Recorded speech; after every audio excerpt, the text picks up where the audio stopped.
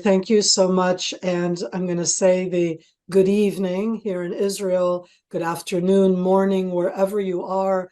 Thank you for joining. To me, as an Israeli sitting inside Tel Aviv right now, it's enormously supportive to know that you're listening in and continuing to being engaged. That's not something that I take for granted at all. So here we are. It is December 20th. We're on, and I say this with all of the challenges, we're on day number 75, and I don't even know how to understand that. Because in Israel, in our 75 years of existence, we've had a war that was a year and a half. That's the War of Independence. It was very different.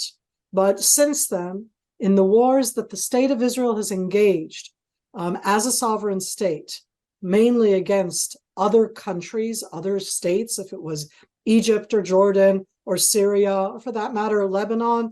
And yes, Yemen has sent troops against Israel in the past, as has Morocco, and I'll get to Yemen soon. The 75 days, for me, are part of the changes of how we look at this war. What do I want to do right now in that sense?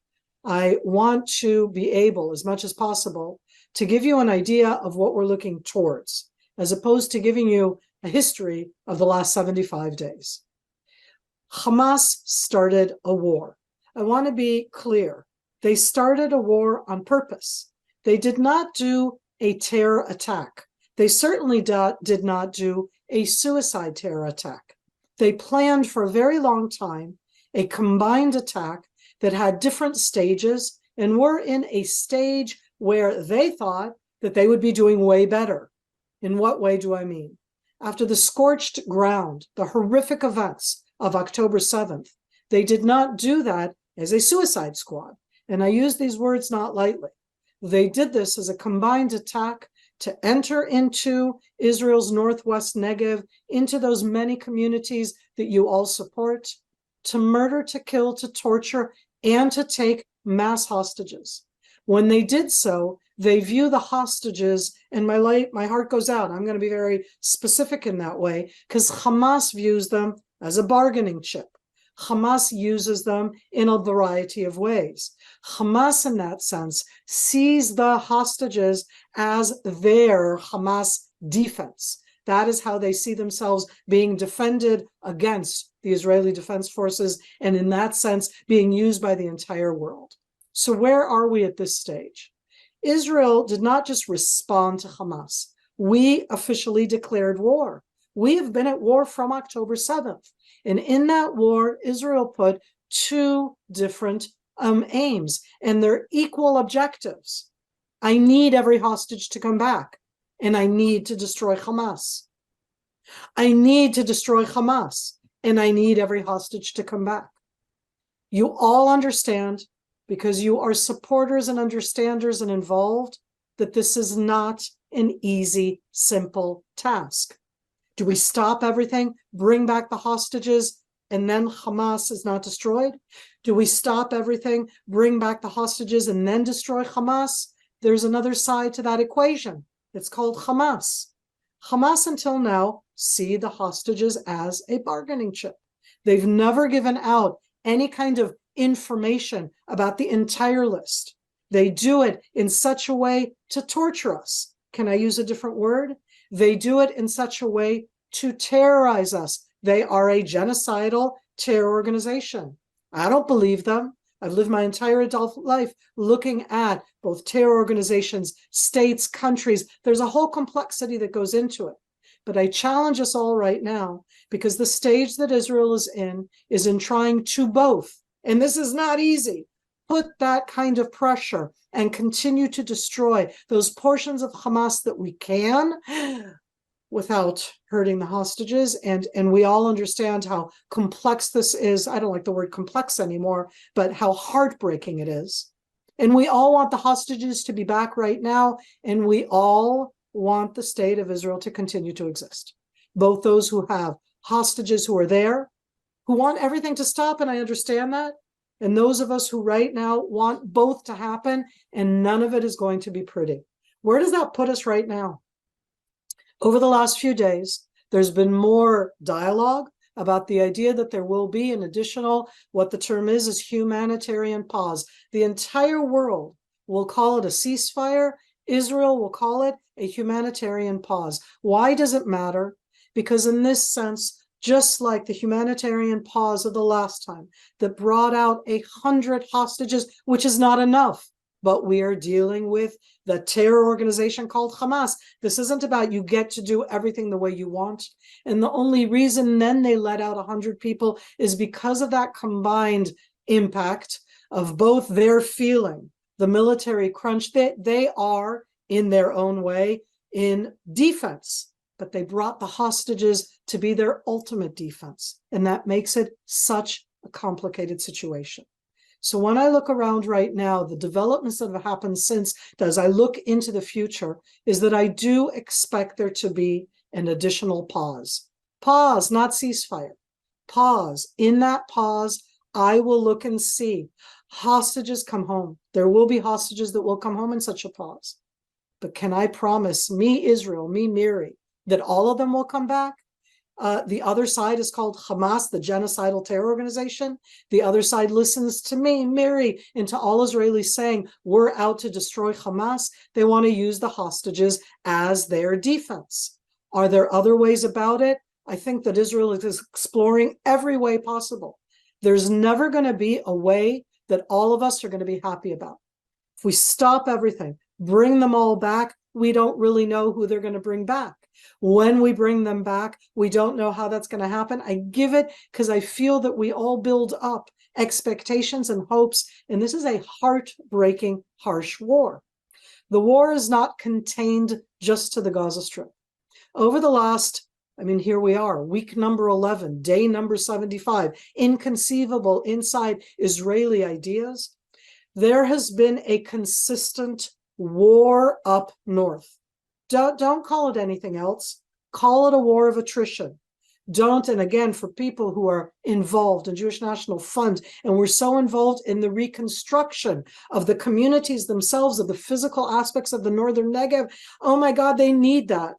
But please remember, there are dozens of communities up north who have not been in their communities, not in their kibbutzim, not in their moshavim, not in the city of Kiryat Shmona, not in the city of Shlomi, who have not been there almost for the same, in that sense, 10 weeks. It was a little bit gradual there. They were evacuated, so you didn't have, and that is so important, the horrific deaths of down south, but those people are just as dislocated.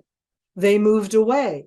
They moved away quickly. They can't go to their homes to take things. The homes themselves in Kibbutz Yiftach or in the town of Metula, in the city of Kiryat Shmona or in the city of Shlomi are being fired at, anti-tank weapons at. Hezbollah has created de facto a kind of, and I'm very wary of the term that I'm about to use, but they have created almost what I would call a buffer zone into Israel, where the Israeli citizens who were living inside their towns, villages, communities, kibbutzim, moshavim, communities, etc., cannot live inside their places, cannot farm, cannot go to their agricultural areas, cannot go to their factories that are next to the border. They're inside Israel.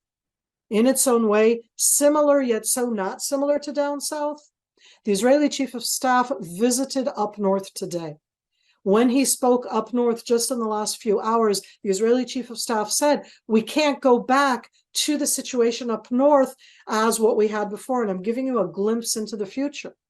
We Israel, we the Israeli Defense Forces are trying to systematically target and take apart Hamas's military capabilities in the Gaza Strip. We are trying to bring back the hostages. That means that there's some kind of negotiations going on, because at the end, both the outer people of Hamas, not the ones from inside the Gaza Strip, are all kind of convening in towards Egypt over the last few days. That means that something's going on. I'm looking at it from the Arab side, not necessarily from the Israeli side. And by the way, if there's no negotiations going on, and they are all talking about, and there is, but they're all talking about the fact that Ismail Haniyeh and other figures are convening into Egypt, that means that Hamas is under pressure, that they need to go to the Egyptians, that they need to get out both from Qatar and from Turkey and to convene on and in and to show their own strength. I know this is anything happy about this. but it does mean that they're under pressure. That's important. They need to feel that they're under pressure. They not only did a genocidal terror attack, they hold our hostages. You have to pressure them. That's part of what you need to do for us as Israel to be able to continue to be here and to bring them home. Why did I connect it also to Hezbollah on the northern front? Because we're in for a long war. At this stage along the way, in the ground operation combined with the air operation inside the Gaza Strip, as all of you know, and this isn't about the exact number, it's about the big number. A large amount of, and I'm going to say, civilians and Hamas terrorists have been killed inside the Gaza Strip. And I put them in both.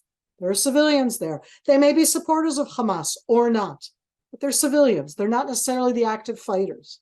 And that number in itself is having an impact, certainly on public opinion, not as much on governments as you would think, listening to the rhetoric of governments around, the support of the United States, and I'll do this here for the JNF crowd, and I say it from my guts, okay? Essentially, what everybody wants in governments is that Israel should crush Hamas, and can we please not kill so many civilians? And I have to tell you, I wish we could. If you have an idea of how, bring it out there. We all need to crush Hamas, and we all need for ourselves to try, for us, for our own moral level, to try as much as possible. We never target civilians, and then you go, we don't. 3 men killed, hostages, how horrible. They're inside a war zone. We have this tendency to look at this as if it's like, walking down Fifth Avenue. It's not. They're in a war zone. So when I look at this greater aspect of the international pressure, when it comes to that and our need to both crush Hamas inside the Gaza Strip and bring back the hostages, the pressure that we're putting into there and what's going around, I think that there will be a pause soon, and I think that that will be a humanitarian pause, and I'm very hopeful that then they'll bring back hostages. I can't say all of them, but the war is not going to be over. That war against Hamas and the Gaza Strip is going to continue.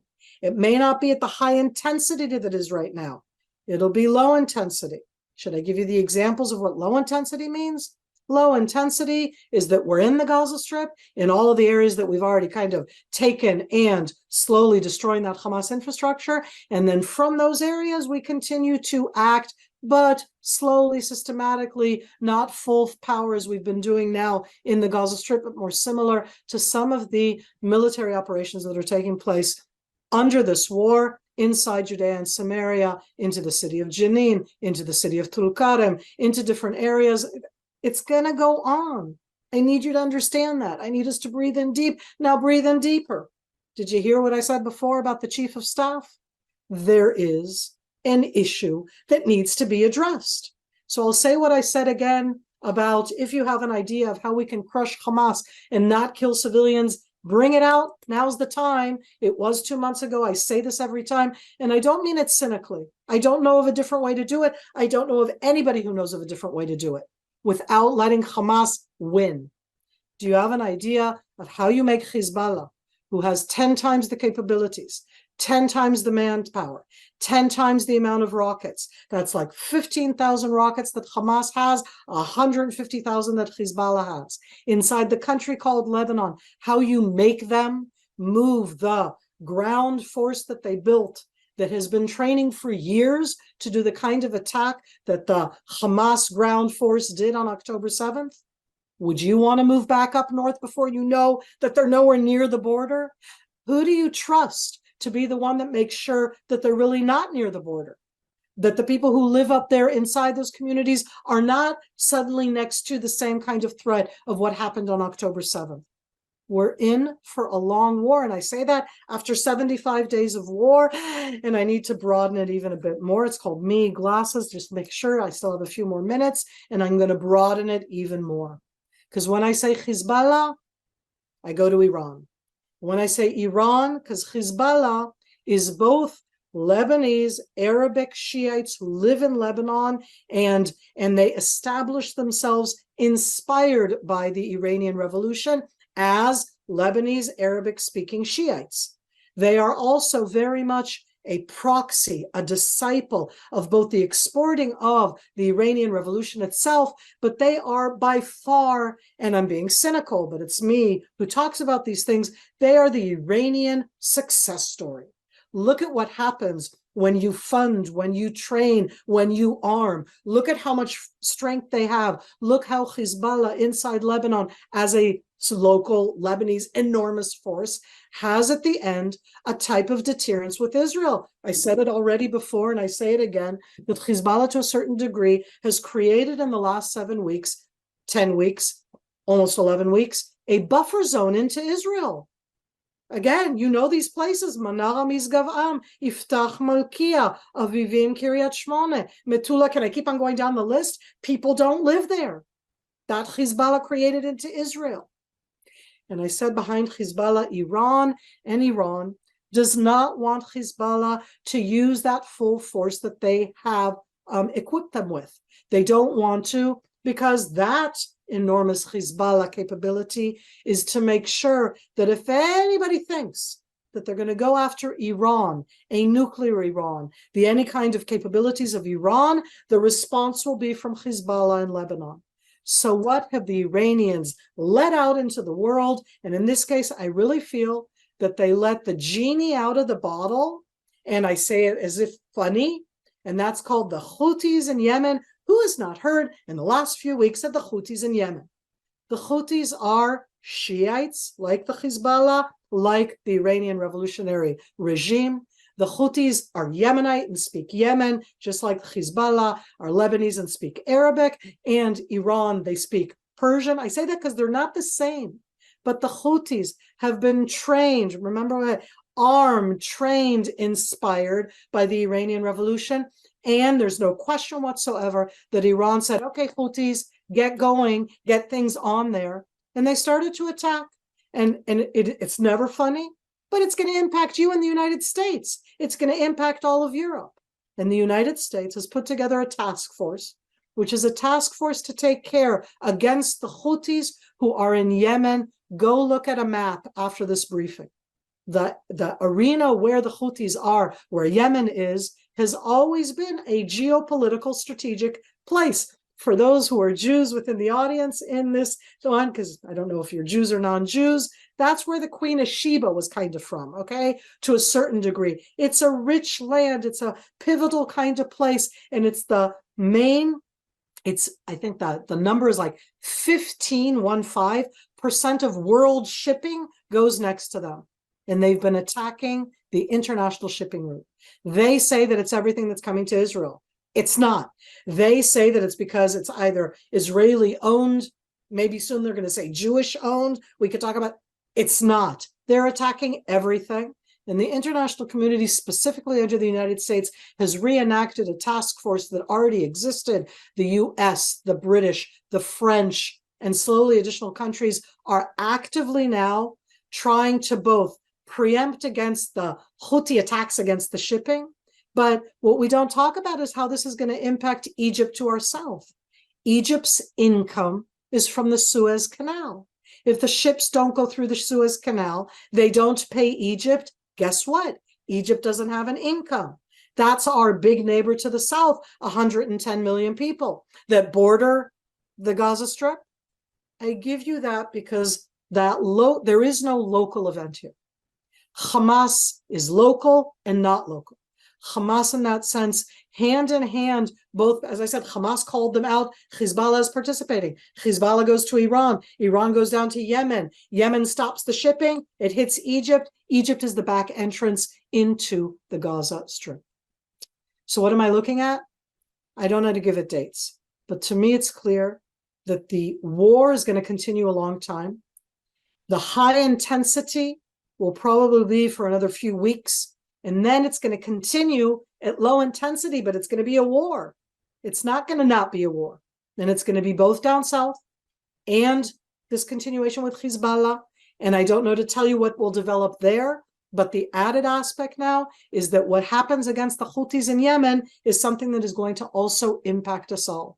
So every time I talk, I always say, at least in Israel, right, even though this is a glass of water, right, it's a good time. I mean, here it's already evening, to like drink that good scotch, good whiskey, because we need to breathe in deep, maybe get some good Israeli red wine, okay? We need to have resilience. We need to be in long term. We need to take care of Israelis who have lost their communities where they live. And it's not for a short time, not just the rebuilding of the communities down south, the re-establishment or re-inhabiting of the communities up north that are still being targeted. There's a lot of damage going up north inside those communities as we talk. And breathing in deep, it's going to take a while. So yet again, I get to be the prophetess of doom. And I greatly appreciate your listening, even though happy it does not make us. And at this stage along the way, I'll hand back over to Gary. Thank you all very, very much.